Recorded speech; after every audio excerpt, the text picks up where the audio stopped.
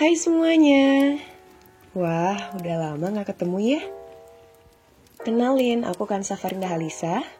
Hari ini, di mata kuliah Hukum Pemerintahan Desa dan Kelurahan kelas C2, aku bakal ngejelasin materi terkait kewenangan desa dan kewenangan desa adat. Sebelum aku ngejelasin materi terkait kewenangannya, aku mau ngejelasin hal yang paling dasar dulu, yaitu apa itu kewenangan? Kewenangan adalah hak untuk melakukan sesuatu atau memerintah orang lain untuk melakukan atau tidak melakukan sesuatu agar tercapai tujuan tertentu. Dan kewenangan biasanya dihubungkan dengan hal-hal yang berkaitan dengan kekuasaan.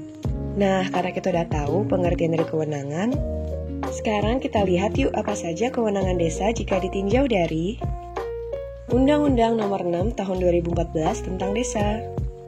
Kewenangan desa.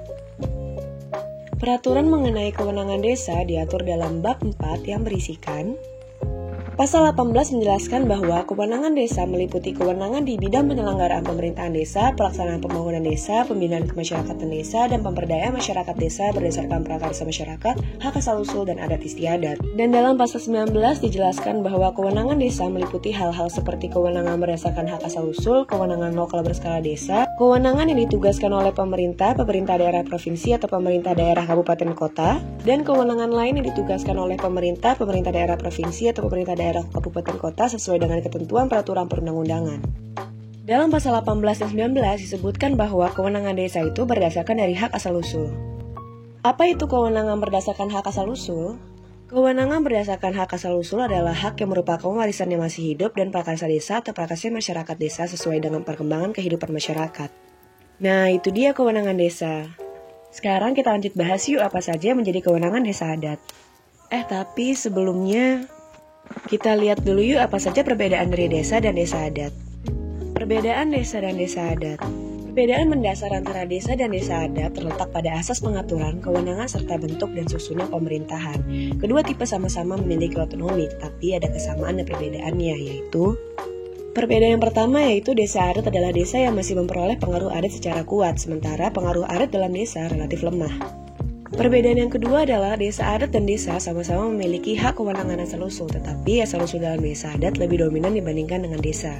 Perbedaan yang ketiga adalah desa adat mengutamakan asas rekognisi atau asas pengakuan dan penghormatan, sementara desa mengutamakan asas subsidiarity atau penetapan kewenangan berskala lokal desa.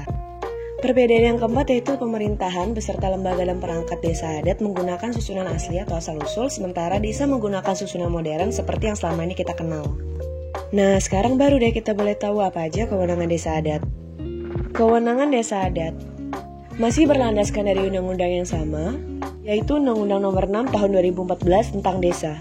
Kewenangan desa adat diatur dalam bab 13 tentang ketentuan khusus desa adat, dan terdapat dalam bagian kedua tentang kewenangan desa adat.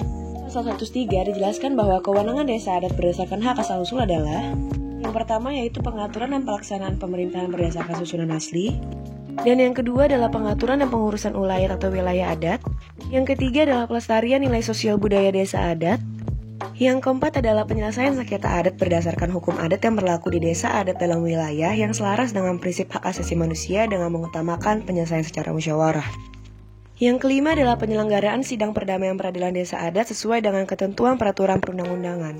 Yang keenam adalah pemeliharaan ketentraman dan ketertiban masyarakat desa adat berdasarkan hukum adat yang berlaku di desa adat. Dan yang terakhir adalah pengembangan kehidupan hukum adat sesuai dengan kondisi sosial budaya masyarakat desa adat. Nah, itu dia kewenangan dari desa maupun desa adat. Semoga kalian paham ya akan pembahasanku tadi. Terima kasih dan sampai jumpa lagi.